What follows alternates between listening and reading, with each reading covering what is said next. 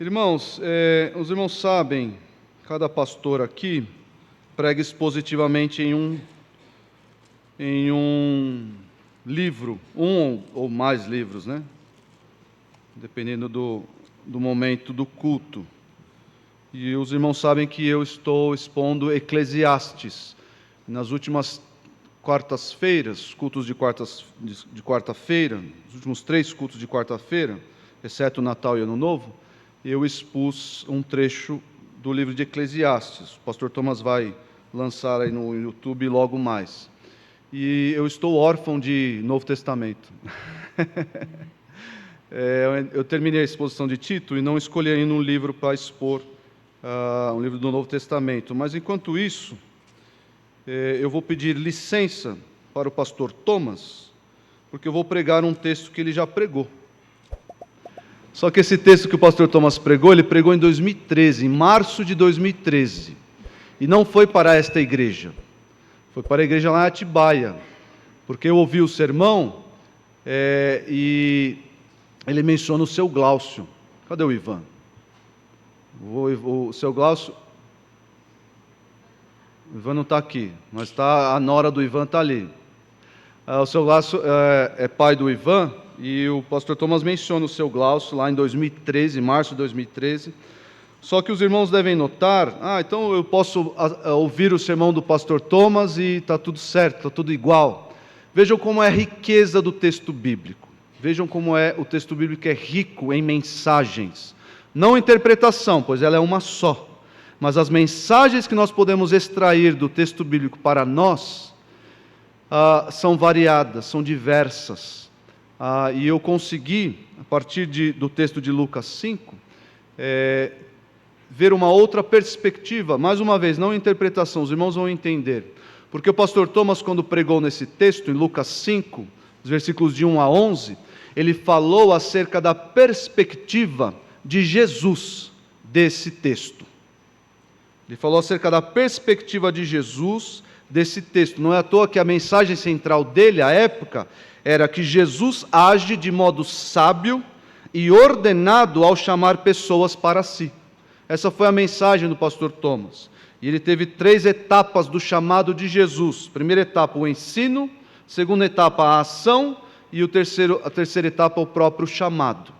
Mas hoje nós vamos ver esse texto, que é o texto da pesca miraculosa, ou pesca milagrosa, ali do chamado de Pedro e alguns outros discípulos. Nós vamos olhar para esse texto a partir da perspectiva dos discípulos, não da perspectiva de Jesus. Nós vamos olhar e ver as reações dos discípulos nesse evento, nesse momento, nesse episódio.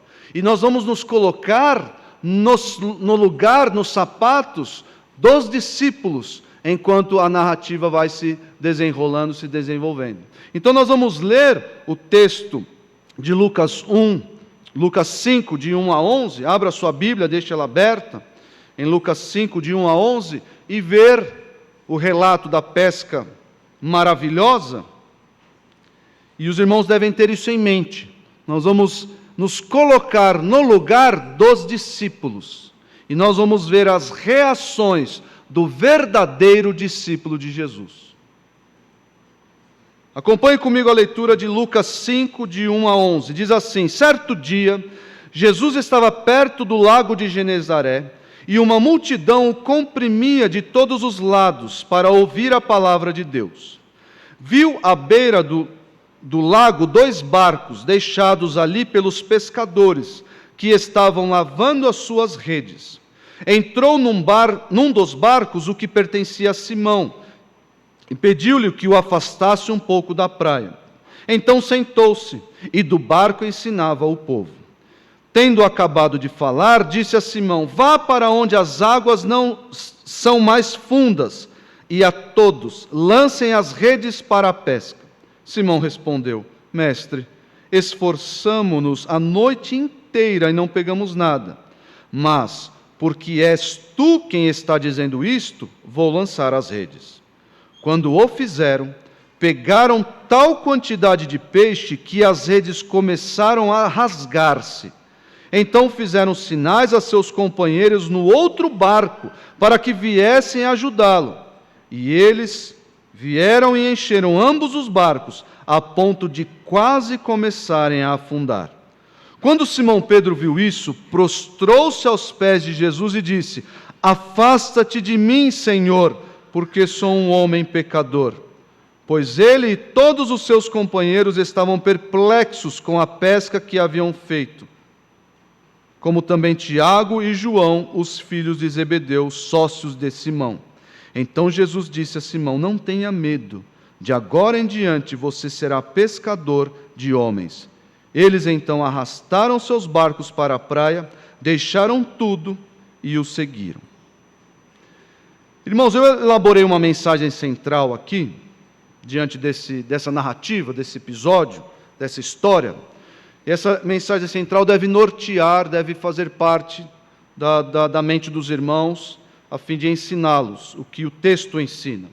A mensagem central é a seguinte: o encontro genuíno com a autoridade divina e poder sobrenatural de Jesus, que foram o que esses homens experimentaram, foi um encontro com a autoridade divina e o poder sobrenatural de Jesus.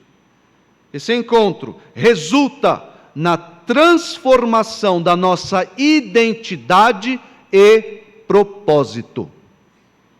Os irmãos entenderam? O encontro genuíno com a autoridade divina e poder sobrenatural de Jesus resulta na transformação da nossa identidade e propósito. Muito se fala sobre propósito hoje em dia. Praticamente todo pastor de internet fala propósito. Deus tem um grande propósito para a sua vida. Você precisa encontrar o propósito da sua vida. Quando você encontrar o propósito da sua vida, você vai começar a fazer coisas grandiosas. Para que o propósito da vida de alguém seja transformado, essa pessoa precisa testemunhar, precisa encontrar Jesus Cristo, o homem-Deus, o Deus-homem. Precisa encontrar e testemunhar a sua autoridade divina e o seu poder sobrenatural. A partir desse momento, nós podemos ter o nosso propósito, o propósito da nossa vida transformado. Como os irmãos devem notar no texto, o propósito da vida daqueles pescadores foi transformado a partir daquele momento. Naquele momento eles encontraram o real e verdadeiro propósito de suas vidas, uma missão. Eles tiveram a sua própria identidade transformada. E os irmãos vão ver ao longo da explicação do texto. Nós vamos ver aqui, irmãos, enquanto eu explico o texto, três reações do discípulo verdadeiro.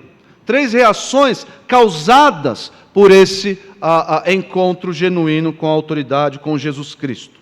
A primeira reação que os irmãos devem notar aí é a adoração. O texto começa dizendo que Jesus já deveria ser um pregador conhecido naquelas terras. Lembre-se, Jesus nasceu em Belém. Belém ficava mais ao sul, Belém ficava em Judá. Nós não temos um mapa aqui, mas os irmãos devem lembrar de Israel. Belém ficava mais ao sul, mas Jesus foi criado ao norte, perto do lago de Genezaré, ou Mar da Galileia, ou também chamado de Mar de Tiberíades. Jesus foi criado em Nazaré. E Jesus começou o seu ministério também ao norte de Israel, ali na região de Cafarnaum. Então, por isso que Jesus era chamado o Nazareno. E Jesus foi criado lá em Nazaré. Teve a sua infância e juventude em Nazaré. E o seu ministério iniciou-se ali na região de Cafarnaum, perto do lago de Genezaré, do Mar da Galileia. E Jesus provavelmente já era um pregador conhecido. Já era um pregador conhecido de todos. Talvez Pedro e os outros pescadores, os outros discípulos que viriam se tornar discípulos, já tinham ouvido falar de Jesus, dos seus ensinos, da sua eloquência e tudo mais. Mas não tinham tido um encontro verdadeiro, um encontro pessoal com Jesus. só ouviram falar. Os irmãos vão ver a reação de Pedro, a reação imediata de Pedro, que não seria uma reação que ele teria com qualquer estranho. Ele encontra Jesus e Jesus faz um pedido para ele. Que pedido é esse? Jesus estava ensinando as multidões e o texto diz que as multidões o comprimiam. Imagina você tentando pregar o evangelho na escada da estação da Sé às 6 horas da tarde numa sexta-feira. Como é que você vai pregar o evangelho ali? É difícil. Você vai ser arrastado, especialmente na linha vermelha. Cuidado, linha vermelha, vai ser arrastado. E era mais ou menos isso que Jesus sofria, porque as pessoas viam nele a autoridade de um mestre. E foi essa palavra que Pedro usou. A autoridade de um mestre. E as pessoas queriam aprender com ele, queriam saber mais sobre a lei, sobre os seus ensinos. Queriam ter esse tipo de encontro, de aprendizado com Jesus. Jesus estava ensinando as pessoas. Então, para se desvencilhar desse tumulto, o que Jesus fez? Viu 2 barquinhos na borda, ali na orla. Eu vou usar o barquinho como púlpito, como palanque. Então pediu ali aos discípulos, por favor, deixem eu usar aqui o seu barco como púlpito, como palanque, para eu ensinar essas multidões. E eles prontamente obedeceram, acataram o pedido de Jesus, e o texto diz que Jesus, ao terminar o seu ensino, ou seja, aqueles homens testemunharam o ensino de Jesus. Nós não sabemos exatamente o que Jesus estava ensinando nesse momento. Temos outros momentos da Bíblia em que sabemos o que Jesus estava ensinando. Por exemplo, o Sermão da Montanha. Temos ali, ipsis literis, o que Jesus estava dizendo. Mas nesse momento específico, nós não temos relato do que ele estava dizendo. Mas à luz de todo o Evangelho, podemos saber que Jesus estava trazendo assim, trazendo para a mente daquelas pessoas a crença de que ele não é somente um mestre. Ele é além disso, ele é o próprio Deus. E isso vai fazer toda a diferença na reação de Pedro. E os irmãos veem isso no texto, está claro no texto. Tendo acabado de falar, o que aconteceu? Jesus poderia dizer a Simão: muito obrigado, eu vou embora, obrigado por ter usado o seu barquinho. Mas Jesus queria, e parece que esse era o modus operandi de Jesus. Na verdade, esse foi o modus operandi de quem pregava o Evangelho naquela época, tanto de Jesus como dos apóstolos, era pregar a mensagem e autenticá-la com o quê? Com um milagre. Com um milagre. Esse era o modo de operação de Jesus e seus apóstolos. Trazer a mensagem nova a um povo novo, que nunca ouviu falar, e autenticar com um milagre. E isso Jesus fazia à saciedade. Jesus performou, realizou diversos milagres que comprovavam a sua autoridade divina. Muito bem. E ele vai fazer um milagre agora. Está prestes a fazer um milagre que foi para os discípulos que estavam no barco, mas provavelmente para todos que estavam ali. Toda a multidão que o acompanhava viu isso acontecer. E os irmãos podem ver na descrição do texto: tendo acabado de falar, disse a Simão: vá para onde as águas são mais fundas. E disse a todos: lancem as redes para a pesca. E aí, você pensa comigo, por que a resposta de Simão foi tão pessimista? Por que será? Eu não sou pescador, entendo muito pouco de pesca. Mas ao pesquisar para poder fazer o sermão, para poder fazer o esboço, nós nos lançamos sobre as informações, sobre os livros, e eu aprendi um pouco sobre peixes. Os peixes, eles são chamados assim, ectotérmicos. Aprendi até uma palavra nova, ectotérmicos. O que é um ser ectotérmico? É um ser que não tem regulador de temperatura. Nós não somos ectotérmicos, nós temos um regulador de temperatura no nosso corpo. Por isso que quando nós temos febre, nós tomamos o quê? Dipirona, paracetamol, para regular a nossa... Por quê? Porque o nosso regulador de temperatura está desregulado. Ou pelo menos está combatendo outros corpos estranhos, né? Mas isso aí é assunto para outro sermão. Mas o peixe não é assim, o peixe não tem febre. Por quê? Porque a temperatura do peixe, ela é a temperatura do ambiente. Por isso que se você deixar o seu aquário muito quente, o que vai acontecer com o seu peixe? Você vai comer peixe cozido. Peixe cozido, por quê? Se você deixar também muito gelado, o peixe vai congelar. Então, dependendo da espécie que você tem ali no seu aquário, a temperatura da água precisa estar na temperatura ideal para que o peixe não morra congelado ou muito quente. Porque a temperatura da água é a temperatura que o peixe tem. E que isso tem a ver com o nosso texto. O texto diz que era de manhã, eles estavam recolhendo e lavando as suas redes. Ou seja, eles pescaram, e Pedro fala disso, nós pescamos a noite toda. Por que isso? Porque a atividade dos peixes, além dessa questão da temperatura da água, também tem a ver com a luminosidade na água. À noite, os peixes conseguem ter a sua movimentação para se alimentar e tudo mais, porque isso os protege de predadores fora da água e também dentro da água. Então, por isso que a atividade dos peixes é muito maior de noite. Eles sobem à superfície e têm ali a sua atividade de buscar alimentação e tudo mais. E durante o dia, eles descem ao fundo das águas para ficarem ali numa temperatura mais fria e geralmente parados para não serem alvo das presas, serem alvo de predadores.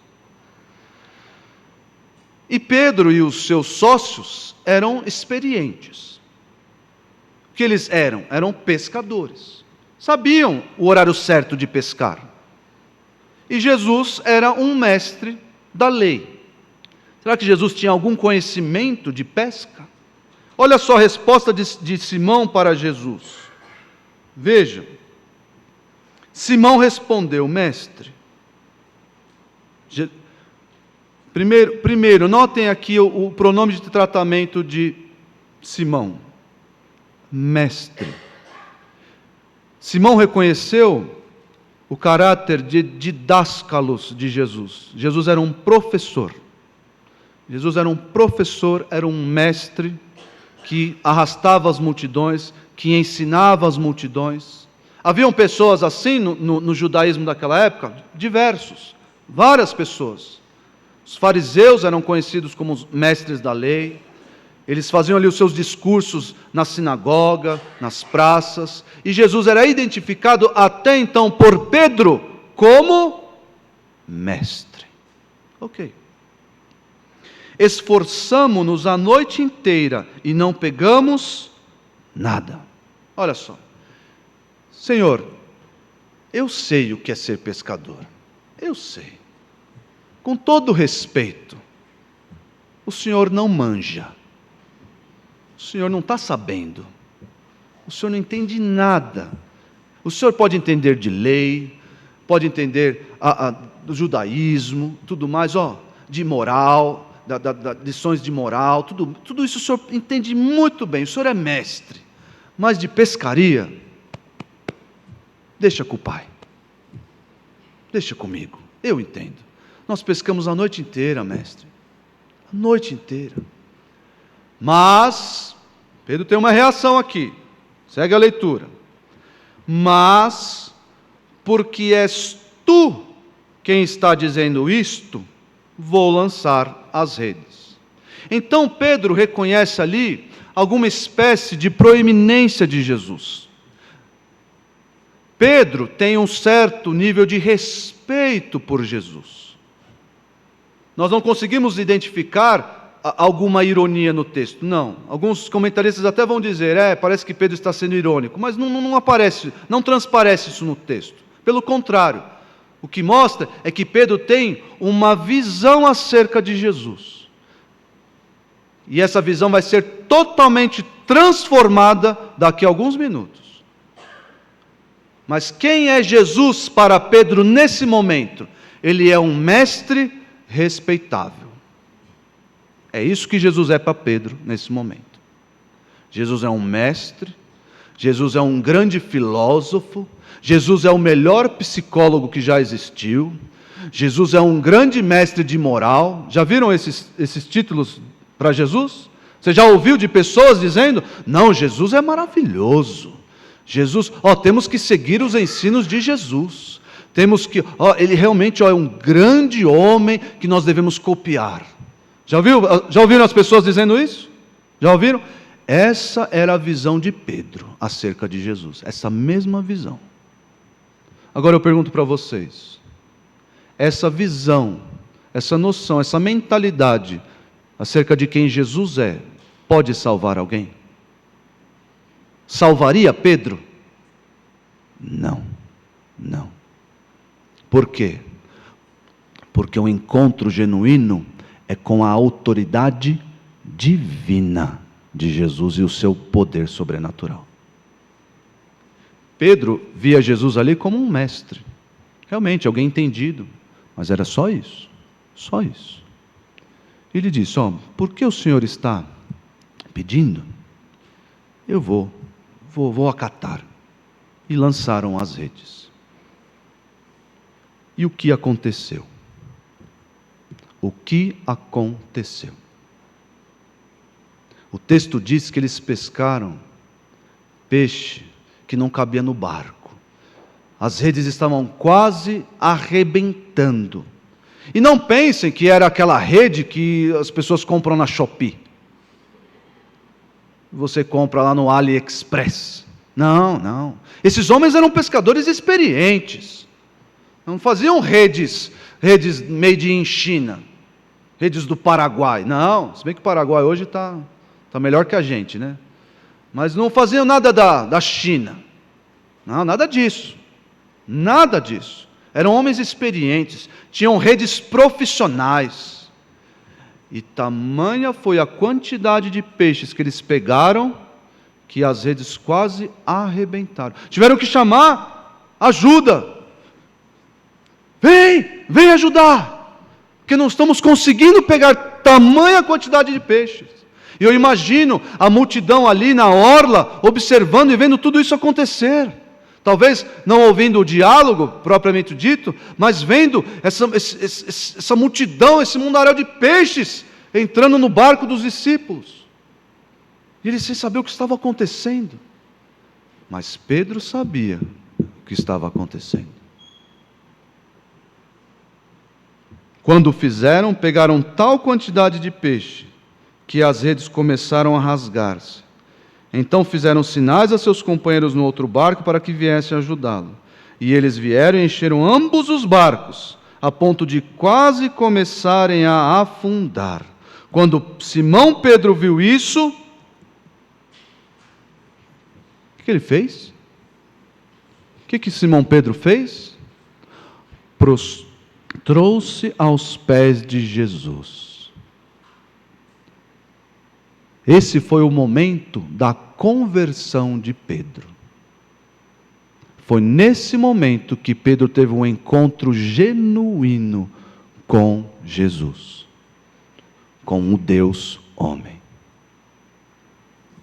E quando Pedro descobriu quem era aquele que estava no seu barco, ele descobriu também quem ele, Pedro, é.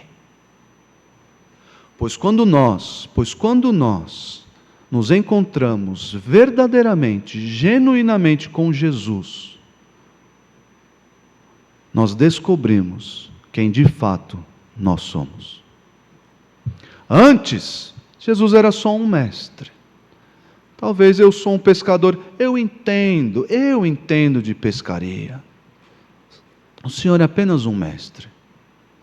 Aconteceu um milagre? Opa! Agora ele deixou de ser mestre. O que Jesus se tornou para Pedro naquele momento?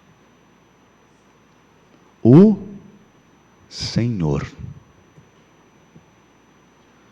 O termo Senhor, conhecido dos irmãos, o termo Kyrios, é frequentemente associado, não são todas as vezes, mas frequentemente associado à autoridade divina de Jesus. Para alguém se dirigir a Jesus e chamá-lo de Kyrios, é porque essa pessoa reconhece o seu senhorio sobre ele. Chegar diante de Jesus e chamá-lo de Senhor, Kyrios, é reconhecer o seu senhorio sobre mim. E essa foi a reação de Pedro. Olha só, quando Simão Pedro viu isso, prostrou-se aos pés de Jesus e disse: afasta-te de mim, Senhor, porque sou um homem pecador. Interessante essa reação de Pedro. Por que Pedro diz, afasta-te de mim, Senhor? Por que ele disse isso? Porque além de descobrir quem Jesus é, Pedro lembrou-se de quem ele é. Eu estou diante de Deus. Eu sou pecador. Eu não posso ficar diante de Deus. Eu sou impuro. Essa reação foi semelhante à reação de Isaías, no chamado de Isaías. Eu sou homem de lábios impuros. Ai de mim, eu estou atemorizado, porque estou diante do próprio Deus. Ai de mim, porque agora eu sei quem eu sou. Quando eu descubro quem Ele é, agora eu sei quem eu sou. Eu sou pecador. Senhor, misericórdia de mim. Irmãos, quando muitas vezes nós crentes, começamos a pensar muito acerca de nós mesmos, começamos a ficar ensimesmados, começamos a achar que nós somos alguma coisa nesta vida, diante das pessoas, muito provavelmente nós estamos esquecendo quem Jesus é. Provavelmente você está se afastando do próprio Deus, está se afastando de Jesus, porque quando nos aproximamos dele, nos aproximamos da sua divindade, temos real comunhão com Jesus, nós nos humilhamos cada vez mais, e pensamos cada vez mais em nós, acerca de nós mesmos. A primeira reação desse encontro genuíno com Jesus é a adoração. Foi o que aconteceu com Pedro. Antes ele chamava Jesus de mestre. Agora quem é Jesus para Pedro? É Senhor. Agora eu o adoro. Eu me prostro aos seus pés e o adoro como Senhor.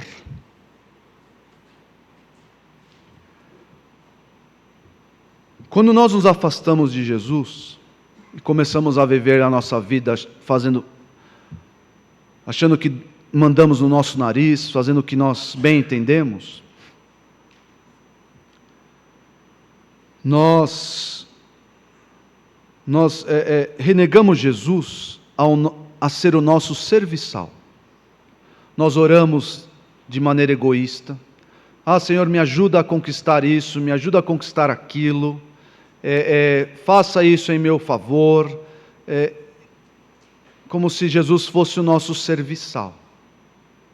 Mas quando nós nos aproximamos de Jesus, vivemos em comunhão estreita com Ele, nós nos prostramos aos seus pés e dizemos: Senhor, tem misericórdia de mim, pois eu sou pecador. Faça-se a tua vontade, alinha a minha vontade à tua. Eu reconheço que o Senhor é meu Senhor. O Senhor tem senhorio sobre mim, o Senhor é meu dono. Eu tenho que fazer o que o Senhor manda, e não o inverso. Não o inverso. É assim que o crente reage quando tem um encontro genuíno com Jesus, adorando.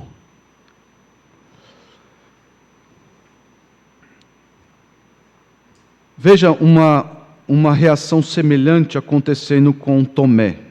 Veja João 20. João 20.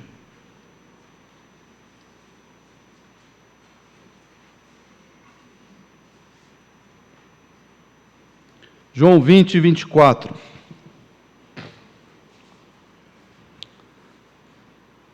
Tomé, chamado Dídimo, um dos 12, não estava com os discípulos quando Jesus apareceu. Os outros discípulos lhe disseram: vimos o Senhor. Mas ele lhes disse: se eu não vir as marcas dos pregos nas suas mãos, não colocar o meu dedo onde estavam os pregos, e não puser a minha mão no seu lado, não crerei. Isso aqui é a definição de incredulidade. É a definição de incredulidade. Olha, coração mais duro e incrédulo do que esse, difícil encontrar. É o famoso, nasceu até o jargão, né? Só vejo, só acredito vendo. Foi Tomé que lançou essa. Tá bom, tudo bem. Uma semana mais tarde, os seus discípulos estavam outra vez ali e Tomé com eles. Apesar de estarem trancadas as portas, Jesus entrou, pôs-se no meio deles e disse: paz seja com vocês.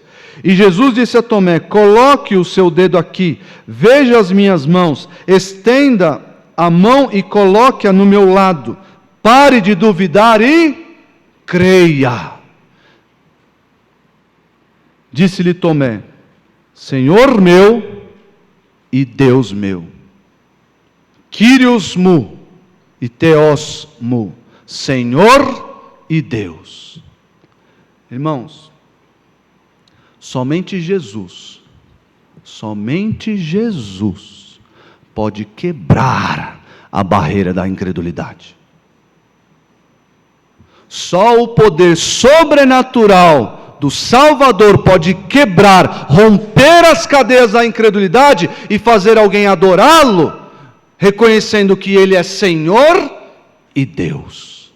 E para sempre transformar a sua vida, para sempre. Por toda a eternidade, quebrando a barreira da incredulidade. Eu só vou crer se eu vir as marcas. Eu só vou crer se acontecer isso. Eu só vou crer em Jesus se você me apresentar provas de que Ele existiu. Eu só vou crer em Jesus na hora que eu precisar. Irmãos, nós podemos argumentar e utilizar de recursos, de retórica, mas somente o poder sobrenatural de Jesus pode romper a barreira da incredulidade num coração duro, como era o coração de Tomé, a ponto de alguém se prostrar diante dele e reconhecer que ele é Senhor e Deus. Essa é a reação do crente verdadeiro. Essa é a reação. Você já pregou para pessoas e as pessoas: eu entendo o que você está dizendo. Já pregou para alguém: eu sei que Jesus é muito bom. Eu entendo o seu argumento, olha, realmente tudo que você diz faz sentido, mas isso não é para mim, isso não é para mim. Mas um dia, você que está aqui, você é crente, você que está aqui, um dia, você ouviu acerca de Jesus, você ouviu acerca do milagre da salvação, e você se prostrou aos pés dele, e disse: Senhor meu e Deus meu. Portanto, irmãos, o primeiro passo para atender o chamado de Jesus é reconhecer a sua divindade e poder. A segunda reação do crente, segunda reação que é gerada através desse encontro genuíno com Jesus é a abnegação. A primeira reação é a adoração. Reconhecer que Jesus é Deus. Essa, aliás, é a primeira evidência de que alguém é crente. É o reconhecimento de que Jesus é Deus. Pastor, e como isso se manifesta? Como é que eu posso ver isso? De diversas formas. De diversas formas. Primeira forma é obedecendo os seus mandamentos. Já que Ele é Senhor e Deus, o que eu devo fazer? Obedecê-lo. Conhecer as suas ordens e obedecê-lo, já que Ele é Senhor e Deus. Mas a segunda reação que nós vemos no texto aqui é a abnegação. O que é a abnegação? É você negar-se a si mesmo. É você deixar tudo para trás. Deixar tudo para trás para seguir Jesus. Mas os irmãos devem notar um detalhe interessantíssimo desse texto. Porque esses homens, eles eram pobres. Pescadores na Galiléia, naquela época, eles não eram grandes empreendedores. Não eram donos da Marfrig. Marfrig vende peixe? Não sei. Não é dono de um grande conglomerado de empresas que vendem peixe e carne e tudo mais. Não eram donos da Copacol. Agora eu sei, Copacol vende peixe. Não eram donos da Copacol. Não eram donos aí de grandes... Não, nada disso. Pescadores, no primeiro século na Galiléia, eram homens pobres, simples, iletrados. Então, você pode dizer, abandonar tudo para seguir Jesus, para esses homens era muito simples. Para esses homens, venham, eu farei de vocês pescadores de homens. Opa, não tenho nada para fazer mesmo. Estou fazendo nada, não tenho nada a perder. Parece eu, quando eu estava nos 17 anos, 18 anos, é uma idade difícil, né? Você fica meio perdido, sem saber o que fazer. E eu também não sabia o que fazer da vida. Eu falei, eu vou ser militar. Vou ser militar, vou prestar o exército, vou fazer alguma prova aí e vou ser militar. Aí eu fui no gabinete conversar com o pastor Marcos, falei, pastor, eu decidi, estou decidido, eu vou ser militar. Aí ele fez assim, ó. Essa cara mesmo. Aí virou para mim, ó, faça direito e preste concurso. Faça direito e preste concurso. Falou isso para mim. E me deu um livro de direito para estudar. Eu estudei, gostei e fiz direito. Prestei concurso, não passei nenhum. Mas esses homens não eram adolescentes com 18 anos sem saber o que queriam da vida. Eram pescadores experientes. Era a vida deles, a identidade deles era essa. Eu sou pescador, eu tenho um barco. Para falar que eu não tenho nada, eu tenho um barco. Tenho aqui minha profissão. Mas um outro detalhe do texto que chama muito a atenção. Esses homens acabaram de ganhar na loteria. Como assim, pastor? Ganharam na loteria? Acabaram de ganhar na loteria. Acabaram de estourar a boca do balão. Ainda se fala isso? Estourar a boca do balão? Não. Acabaram de acertar o número. Fizeram o faturamento do ano. 2 barcos cheios de peixes. E Jesus volta para eles e diz assim, ó, venham, abandonem tudo isso e me sigam. Ih, rapaz, será que vai dar? Olha lá, Tiago, olha lá, o barco cheinho. Os filhos de Zebedeu lá, olha, dá para sustentar nossos pais, dá para comprar um terreninho em Guarulhos. Olha lá, ih, rapaz. Quando Jesus nos chama, é para largarmos tudo e segui-lo. Tudo. Absolutamente tudo. E foram o que esses homens fizeram. Por quê? Porque a segunda reação do crente genuíno, do crente verdadeiro, quando tem esse encontro real com Jesus, é querer, de fato, largar tudo para seguir Jesus. E aqui, irmãos, nós vamos ler um texto daqui a pouco, mas aqui você pode estar pensando, de fato, quando eu me converto, eu tenho que largar os meus vícios, eu tenho que largar as minhas amizades com incrédulos, eu tenho que largar talvez uma profissão, eu era atendente de bar, eu tenho que largar essa profissão. Então algumas coisas óbvias podem estar rondando a mente dos irmãos, no sentido de largar. O que nós devemos largar? Maus hábitos, maus costumes, isso aí tem que largar mesmo, porque Jesus chamou. Mas os irmãos vão notar que quando Jesus chama, Ele quer o nosso coração por inteiro. Ele não quer dividir o nosso coração nem com a nossa própria família. No texto, Jesus não quer dividir o nosso coração, o coração dos discípulos aqui, com a sua profissão. Eles eram pescadores. Ele diz, larguem isso e venham me seguir. Nós vamos ver em um outro texto aqui, que nós não podemos compartilhar a prioridade no nosso coração, colocar Jesus e alguma coisa, não podemos fazer isso.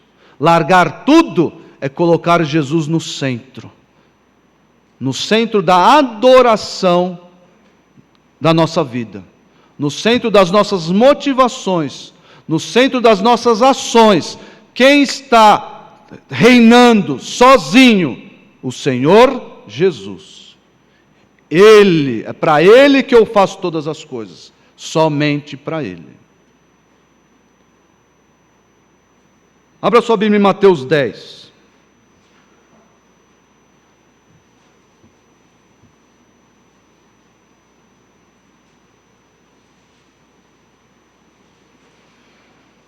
Quem ama seu pai, Mateus 10, 37. Mateus 10, 37. Quem ama seu pai ou sua mãe mais do que a mim, não é digno de mim. Quem ama seu filho ou sua filha mais do que a mim, não é digno de mim. E quem não toma a sua cruz e vem após mim, não é digno de mim. Duras são essas palavras. Os pais que estão aqui sentem no âmago essas palavras.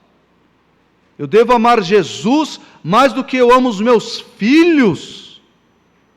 Sim, porque se isso não acontecer, você não é digno de Jesus. Mas olha só o versículo 39. Olha só que interessante. Parece ser algo ruim. Quando nós lemos os versículos anteriores, nós ficamos com um peso no coração. Nossa, que duro. Eu amo tanto os meus filhos. Eu vivo para eles, vivo para minha esposa. Olha só o versículo 39. Quem acha a sua vida, perdê-la-á. E quem todavia perde a vida por minha causa, achá-la-á. Que sentido?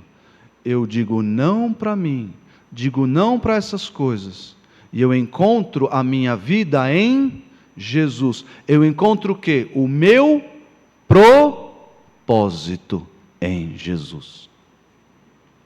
Quando eu encontro genuinamente, verdadeiramente, tenho esse encontro com Ele, eu encontro o propósito da minha vida em Jesus.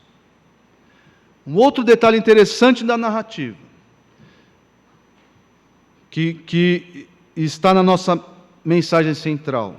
Lembrando, o encontro genuíno com a autoridade divina e o poder sobrenatural de Jesus resulta na transformação da nossa identidade e propósito. Aqueles homens eram pescadores na Galileia. Essa era a identidade deles. Se eu for aqui perguntar para os irmãos, quem você é? Você provavelmente vai começar a sua resposta com a sua profissão. Ah, eu sou estudante. Alguns vão dizer, eu sou filho da Dona Maria. Ah, eu sou engenheiro. Eu sou agrônomo. Eu sou... Enfim, provavelmente você vai começar essa resposta, vai compor essa resposta com a sua profissão.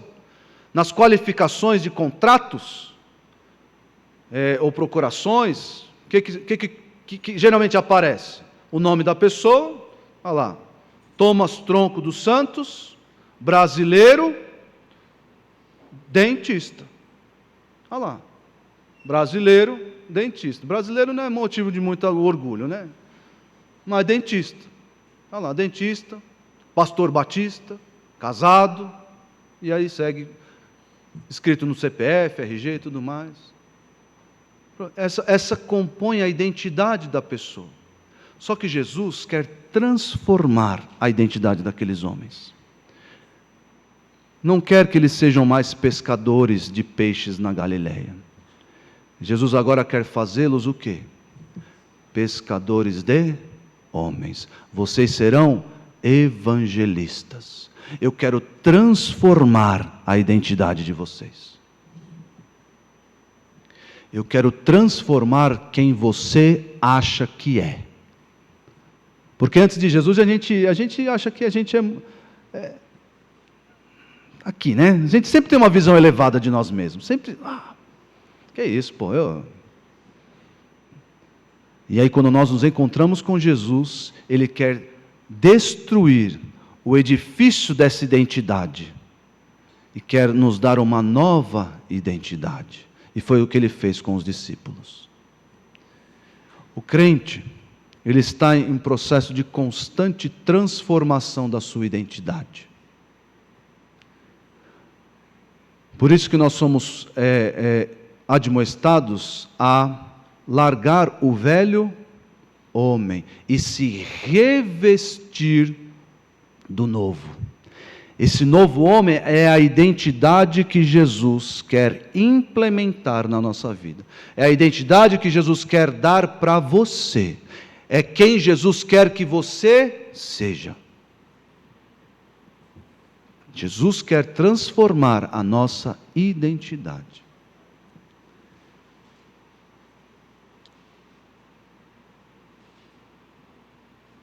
Lá em Gálatas, não precisam abrir, mas lá em Gálatas 2, no versículo 19 e 20, o apóstolo Paulo vai dizer, um dos textos, eu acho que é um dos textos mais lindos da Bíblia. Vamos abrir, vai.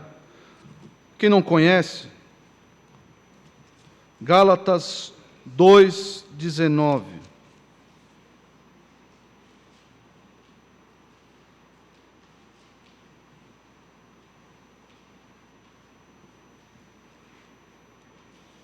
Gálatas 2, 19.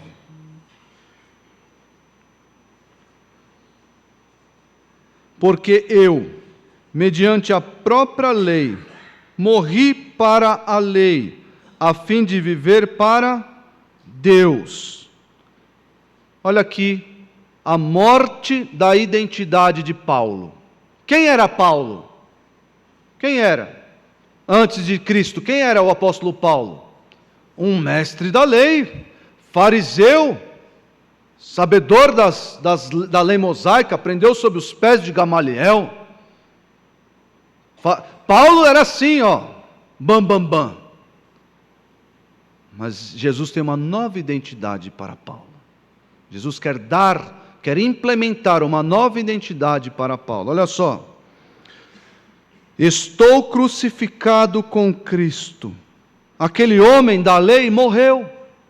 Olha o versículo 20. Logo, já não sou eu quem vive, mas Cristo vive em mim. E esse viver que agora tenho na carne, vivo pela fé no Filho de Deus, que me amou e a si mesmo se entregou por mim. Jesus quer dar uma nova identidade para você. Que identidade é essa? A dele mesmo. Quer que você seja igual a ele. Quem vive agora no apóstolo Paulo? Cristo. quem o apóstolo Paulo demonstra com as suas ações, com o seu modo de pensar, com a sua renovação de entendimento. Quem o apóstolo Paulo está sendo moldado a ser? O próprio Cristo. E é isso que ele quer para cada um de nós. Jesus quer que você seja igual a Ele. Essa é a identidade que você deve buscar dia após dia. Porque essa é a vontade de Jesus. E o crente, quando se encontra verdadeiramente com Jesus, para ele isso é automático. Automático. Por quê? Porque a segunda reação do encontro genuíno com Jesus, qual é? A abnegação. Eu não quero mais saber dos meus gostos, das minhas preferências, das minhas vontades, dos meus sonhos. Eu não quero mais saber de nada disso. Eu quero ser como Jesus. Eu quero obedecê-lo. Eu quero viver os seus sonhos. Se é que Jesus sonha. Eu nem gosto de usar essa terminologia. Mas Jesus está sonhando. Eu tenho grandes sonhos para você. Não. Jesus tem ordens, mandamentos e planos. E eu, como crente que sou, quero me encaixar nessas ordens, nesses planos maravilhosos. E essa será a minha identidade. Eu serei conhecido como cristão.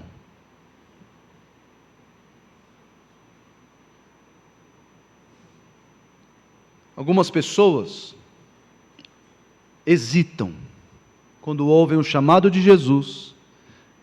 Algumas pessoas têm o coração apegado demais e não conseguem abnegar as coisas que têm, a sua própria identidade. Isso aconteceu com alguns personagens da Bíblia. Olha só Mateus 19. Mateus 19, versículo 16. Os irmãos conhecem esse texto, conhecem esse episódio. Mateus 19, 16. Eis que alguém se aproximou de Jesus e lhe perguntou: mestre, olha só, começou bem, não começou? Começou que nem Pedro, já é meio caminho andado. Quer dizer, não é nenhum caminho andado, né? Porque não houve conversão, mas pelo menos sabe quem Jesus está aparentando ali. Vamos lá. Mestre, que farei de bom para ter a vida eterna? Respondeu-lhe Jesus: por que você me pergunta sobre o que é bom? Há somente um que é bom. Se você quer entrar na vida, obedeça aos mandamentos. Quais? Perguntou ele. Jesus respondeu: não matarás, não adulterarás, não furtarás, não darás falso testemunho, honra teu pai e tua mãe, e amarás o teu próximo como a ti mesmo. Disse-lhe o jovem: a tudo isso tenho obedecido. O que me falta ainda? Jesus respondeu: se você quer ser perfeito, vá, venda os seus bens e dê o dinheiro aos pobres, e você terá um tesouro no céu. Depois, venha aí, siga-me. Olha só, o mesmo convite que Jesus fez para Pedro e para os outros discípulos que estavam ali com ele. Mesmo convite: vem e me siga. É você evangelizando aquela pessoa, aquele amigo do trabalho que, você conversa, evangeliza já há anos e fala as mesmas coisas. Sempre tem uma oportunidade, você fala. Aquele parente nas festas, você sempre falando de Jesus. Aquele conhecido, sempre falando. Jesus faz um convite a você: venha e siga-me. Olha a sua reação do jovem. Ouvindo isso, o jovem afastou-se triste. Ele não se prostrou aos pés de Jesus? Ele não disse: Senhor meu, Deus meu? Não. Ele se afastou triste porque tinha muitas riquezas. O coração desse jovem não se desarraigou, não se desprendeu das coisas dessa vida, das coisas terrenas. Não houve uma abnegação. Segue a leitura para o final do capítulo.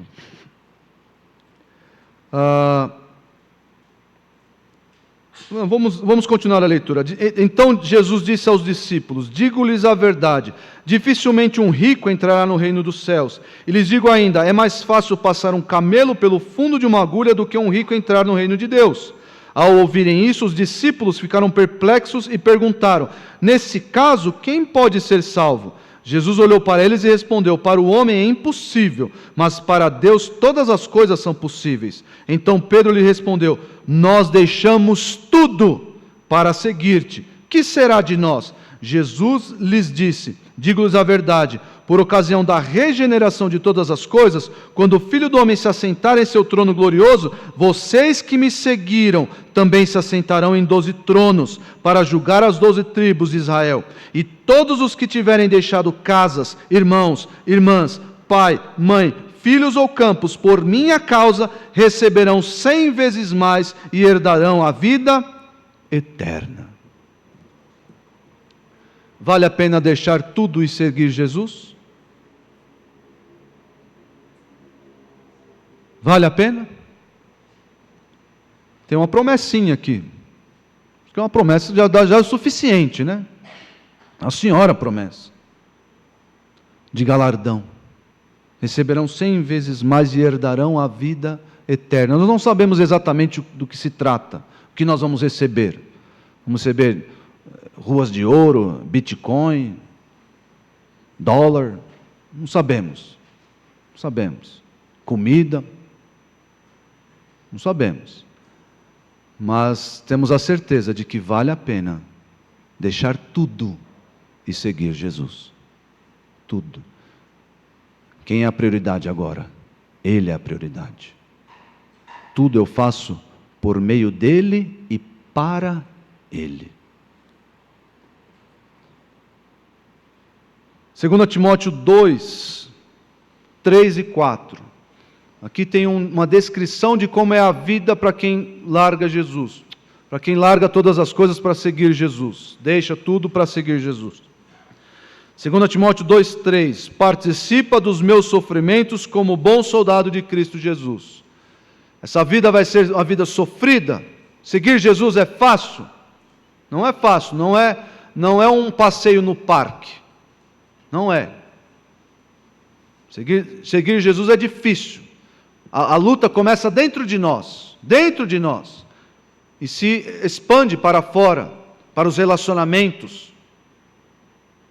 É difícil seguir Jesus, mas vale a pena, vale muito a pena. Olha o versículo 4: nenhum soldado em serviço se envolve em negócios desta vida, porque o seu objetivo é satisfazer aquele que o arregimentou. Eu devo abandonar tudo. Essa é a verdadeira abnegação de quem se encontra com Jesus. Eu não posso manter nenhum resquício do velho homem em mim, se eu quero um encontro verdadeiro com Jesus, com Cristo. Nada. Não posso trazer daquela vida nada para esta nova. Nada. E por fim, irmãos, a terceira reação de quem tem um encontro genuíno com Jesus, lembrando que o encontro genuíno com a autoridade divina e o poder sobrenatural de Jesus resulta na transformação da nossa identidade e propósito. E a terceira reação dos discípulos é a prontidão. Primeira reação é a adoração, segunda reação é a abnegação, e a terceira reação é a prontidão. Esses homens não hesitaram, esses homens não disseram: Jesus, deixa a gente vender aqueles barcos lá, está cheio, a gente vende e investe tudo no Tesouro Direto, tranquilo, aí deixa tudo na poupança e a gente vai seguir o Senhor. Deixa a gente fazer isso primeiro. Não. Quando Jesus chama, deve haver verdadeira prontidão. É já. Agora. Isso serve, essa prontidão, ela deve permear toda a nossa vida cristã. Sabe por quê?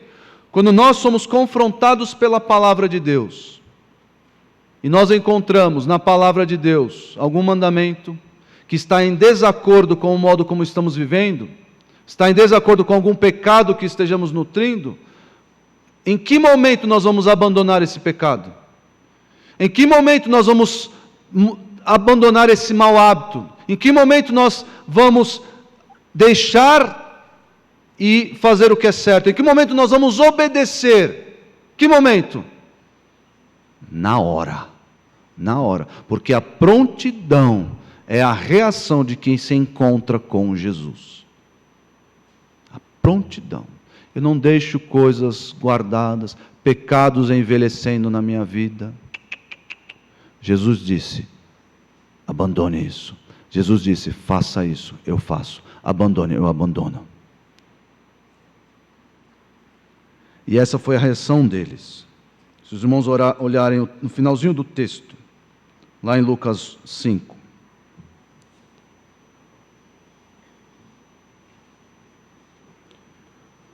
Lembrem-se, Pedro disse, afasta-se de mim, Senhor, porque eu sou um homem pecador.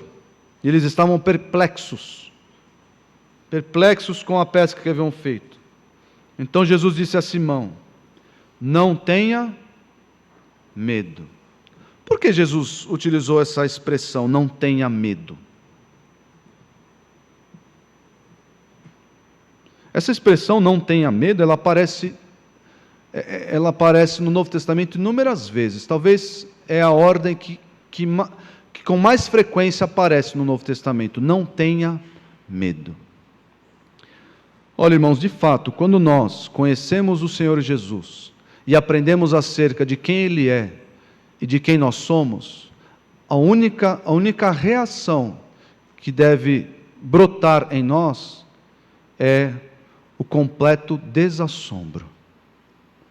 Terror, verdadeiro terror. Por quê?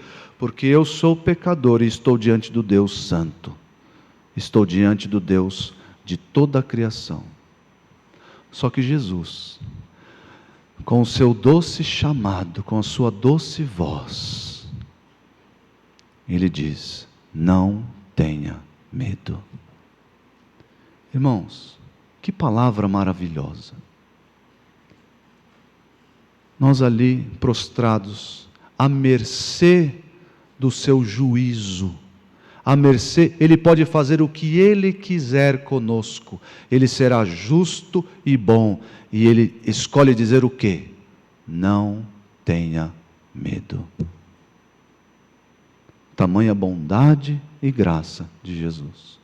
Quando nós, já tocados pelo Espírito Santo, nos voltamos para Deus e dizemos, Senhor, eu não tenho nada em mim que possa me salvar, por favor, me salva.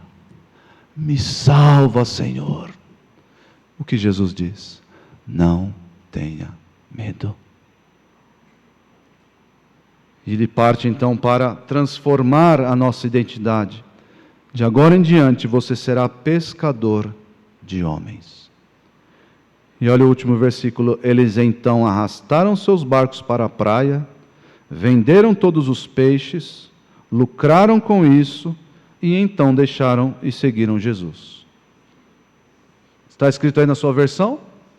Não? Não está não? Ué, acho que a minha deve estar errada então. Então arrastaram seus barcos, foram na Caixa Econômica Federal resgatar o bilhete da loteria e seguiram Jesus. Não. Sabe por que eles não fizeram isso? Porque o encontro genuíno com Jesus, a reação que gera é a prontidão. Eles arrastaram seus barcos para a praia, deixaram tudo e o seguiram. Tudo e o seguiram. Agora nós somos novas pessoas. Agora eu sou discípulo de Jesus. Não quero saber mais da minha profissão. Não quero saber mais se eu ganhei muito dinheiro com aqueles peixes. Não. Agora eu sou discípulo de Jesus. Não sou mais eu quem vive, mas Cristo vive em mim. Abra sua Bíblia em Lucas 9. Lucas 9, 57.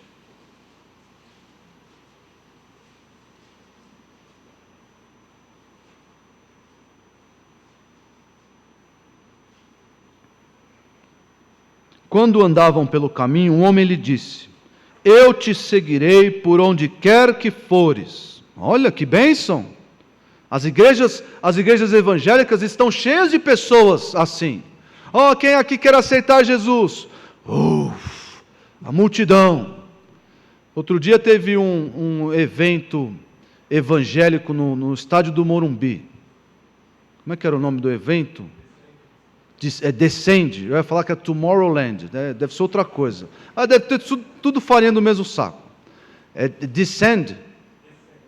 De quê? Descend. Enfim, eu sei que algum pregador lá converteu mais de 10 mil pessoas. Olha que bênção, que maravilha. São pessoas que disseram o quê?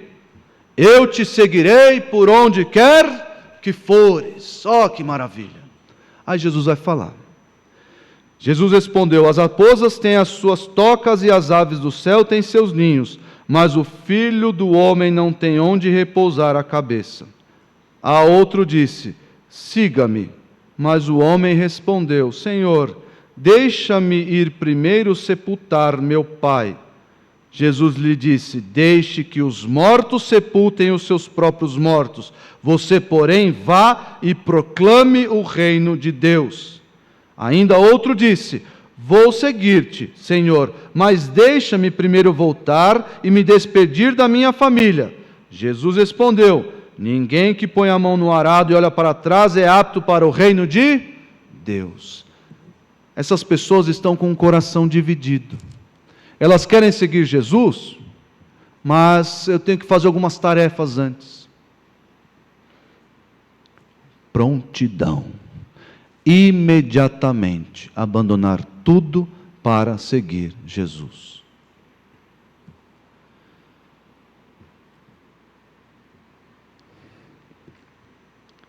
Um encontro genuíno com a autoridade divina e com o poder sobrenatural de Jesus resulta na transformação da nossa identidade e propósito. A primeira reação desse encontro é a adoração. Segunda reação, a abnegação. E a terceira reação, a prontidão. Irmãos, nós devemos, a partir desse encontro, lembrar que Jesus chamou os discípulos e nos chama também para sermos pescadores de homens. Aqueles homens foram pelo mundo, pregaram o Evangelho, realizaram grandes obras, Evangelho este que chegou até nós, e nós devemos continuar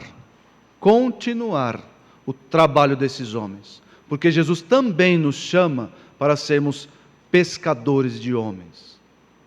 Então nós devemos realizar um evangelismo ativo, falando de Jesus para as pessoas, testemunhando de Jesus para as pessoas, com a nossa própria vida, e seguir assim, até que Ele venha nos buscar, até que todos os eleitos sejam convertidos. Provavelmente você que está aqui não teve esse encontro real e genuíno com Jesus ainda.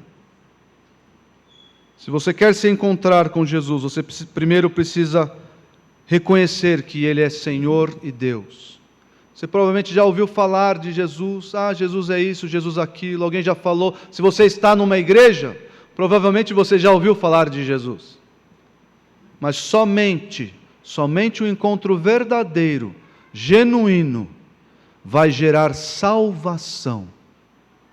Se você quer se encontrar com Jesus, vá ao seu quarto e diga, se você tiver a capacidade para dizer a Jesus: Senhor meu e Deus meu, salva-me. Ele vai fazer de você uma nova criatura, te dar uma nova identidade, uma nova história e um novo propósito. Vamos orar. Senhor Deus, muito obrigado, porque podemos encontrar em Jesus a verdadeira identidade e o verdadeiro propósito. Obrigado, ó Deus, por ter movido o nosso coração ter quebrado a barreira da incredulidade do nosso coração e ter dito aos nossos ouvidos: não tenham medo, a partir de agora vocês serão pescadores de homens. Obrigado a Deus, porque testemunhamos da mesma realidade que Pedro e os outros discípulos testemunharam ali na Galileia, no mar da Galileia. Ajuda-nos a proclamar esse Jesus que salva, esse Jesus poderosamente divino, que salva, que chama. Ajuda-nos, ó Deus. Te agradecemos, em nome do Salvador. Amém.